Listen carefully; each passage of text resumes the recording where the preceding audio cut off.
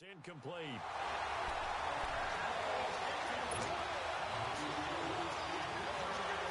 The Browns on third down. They've struggled to the tune of 2 for 8 so far. This is 3rd and 17. From the gun, Mayfield.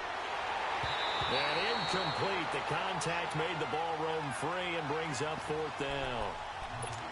We have not seen a whole lot of wide-open receivers. Everything seemingly has been contested. And that's another nice job there to force an incompletion. They've been very cohesive, knowing each other's moves all game long, and they've been on the spot just about every time. And they've held them in check on the scoreboard. Now let's go. Blue landing.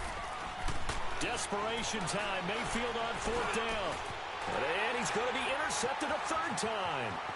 Marcus May with a pick. And what a return as he brings this all the way back down to the 20-yard line. Partner, we always talk about possessions being at a premium in these games, and now in this situation, throwing an interception here when you have to claw your way back in, that one's going to hurt, and in a big way.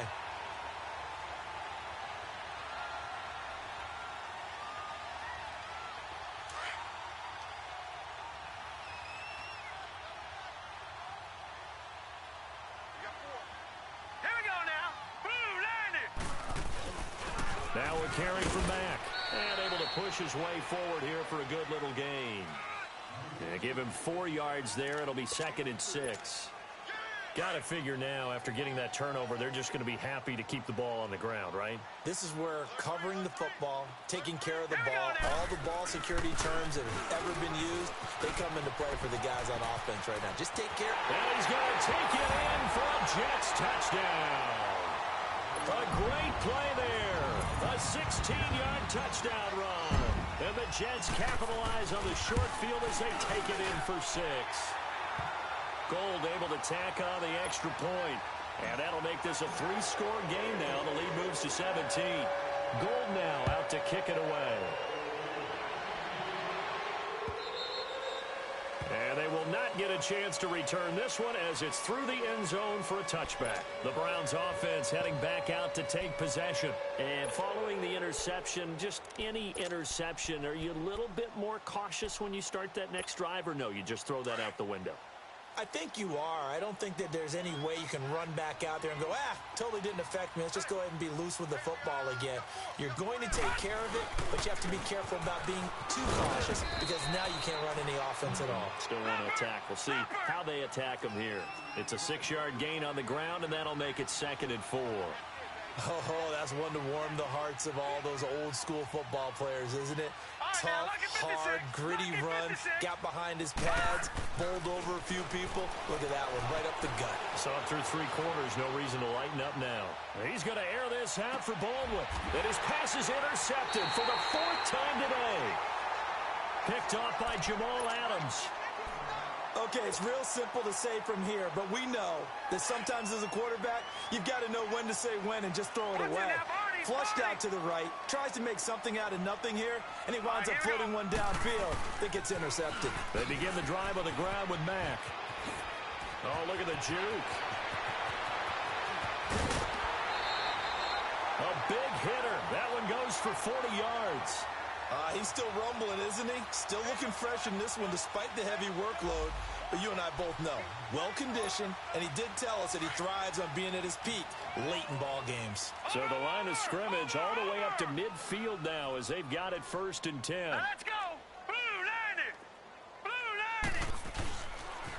Right back to him on 1st down. And he's going to fight his way forward here for a modest gain. He'll get a nice chunk there on the 1st down run, and it's 2nd and 4. At this stage of the game, with the score where it is, the key here is stay in bounds, and he did just that. Not by a huge margin, but he stayed in. And those come up in what we like to call winning edge meetings.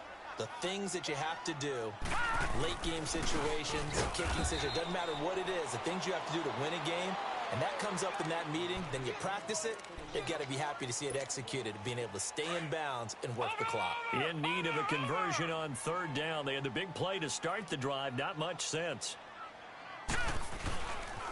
They'll try to run for it with Crowell. The 5 yards on the play there as the drive will continue. Well, partner, what do you think? Might have been 4-down territory if they didn't pick it up, but... Yeah, it's a moot point now. I was curious, so if they didn't get it there, would they have gone for it? I guess we'll never know. Yeah, we didn't have to make that call, but I have a feeling both of us would have said, go for it. It's incomplete. Took a shot, couldn't connect. He was trying to get it to Jermaine Kearse, and it's 2nd down. Despite the lead here in the 4th, they're still taking shots. Not content to sit on this lead at all. And to me, it raises the question of what's right in this game nowadays. Do you sit on the ball and run it because you have enough of a lead? Or do you try and extend it because you always feel like the other team can come back? Extend it. Have some fun. And able to push his way forward here for a good little gain. Bottom line, they want to keep this clock rolling, so they'll take that one right there. They just want to keep falling forward, and they want to put the onus on the big fellas up front in order to bring this one home. Green 39. On 3rd down, that's Mack. He'll get the first down and more inside the 20. And finally wrestled down at the 11. That good for 22 and a first down.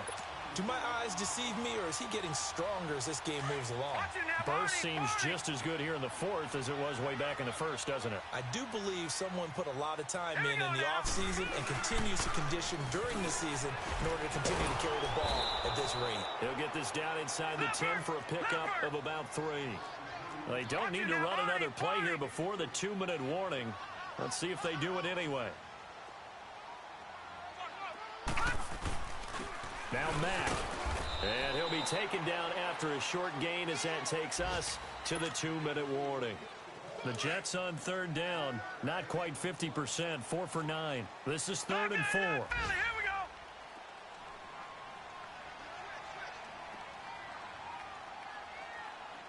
go. Here's a give to Crowell. And he's into the end zone. Touchdown, Jets. Isaiah Crowell, already his 2nd touchdown here in this opening weekend. And the Jets are going to add on to their lead. Still an important piece of business to take care of, the extra point. Gold with the extra point, and the lead is now 24.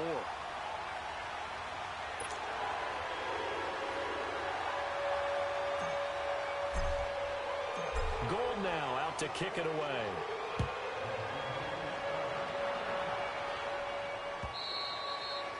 And that'll carry over the back line of the end zone for a touchback. The Browns offense trotting back onto the field. They've lost this one. Their offense has struggled. Do they try to put together something here at the end just to take into next week? Yeah, sometimes teams want to do that and coaches want to. I remember one time I was on a team and we were losing late in a game like this, and you knew it was lost. It was over, right? And the coach called a running play and pretty much said to everyone, I want to see something executed well before we get out of here. And that was the message to the team. Just something to build on. Just something to build on, get it done, and maybe we can look at that and say, we'll get better as we go forward. Line of scrimmage, again the 25, 2nd and 10. On 2nd down, Mayfield again. He's going to let it fly. And my goodness, another interception. Picked off by Robert Alford. Able to avoid him at the 40. How did he stay on his feet? And he'll be out of bounds just shy of the 40. He was looking for Landry that time. Well, this defensive pressure has been constant all game long. The pass rush, the coverage, they've all been excellent, and now they'll tack on an interception here as this one continues to slip just further and further out of hand.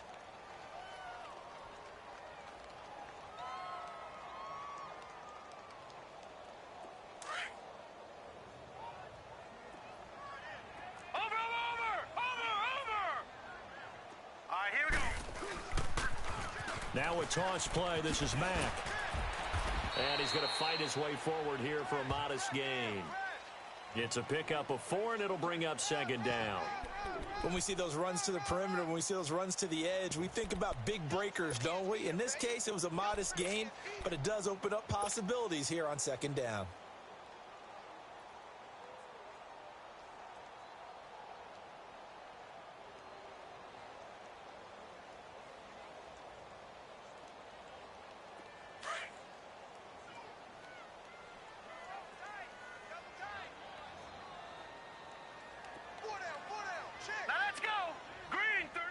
Down to a knee here. The defense still with a couple of timeouts. We'll see if they want to use them.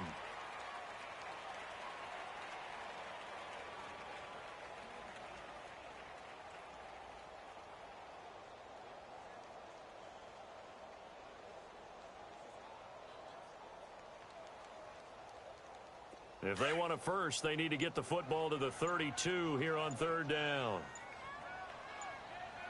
We got three, fellas. We got three. Hot! The defense can stop it twice more as they take a knee here.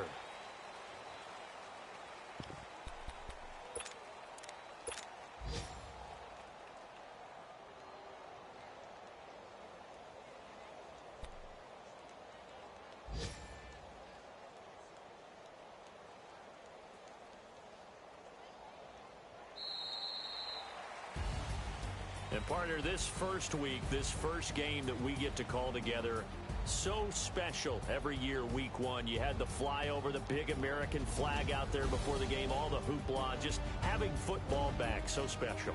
It is an opening day, opening game. There's just nothing like it because you really build to a crescendo. But the best part for us is that crescendo lasts for a while. Opening game here, an entire season. We get into the playoffs, to the Super Bowl. I was really excited. I could barely sleep last night. I can't imagine being a player.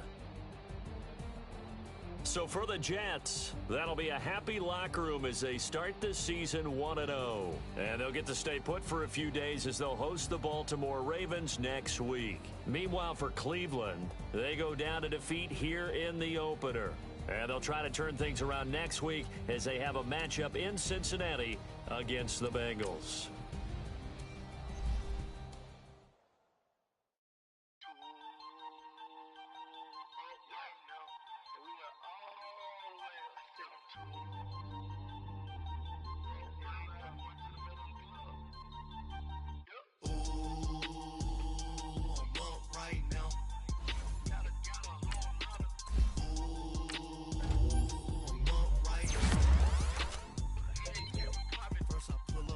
Out, valet, walk out, all these bands I lost count, cause I'm too up right now, too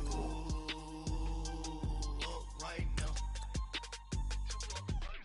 I'm too, on one day on my third, I was too broke, now I'm too rich, made 100K on my third shift, I'm a, boy, so, boy, and I'm a gangster, and you a, boy, man, we been getting money for a long time.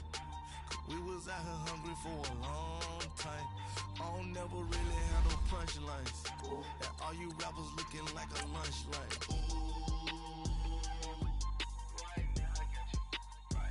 Nothing, need a Uber right now.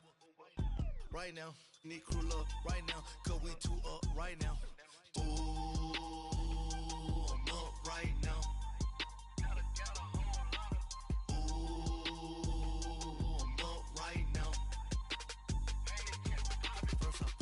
Hop out, valet, walk out, all these bands I lost count, cause I'm too up right now, too up right now,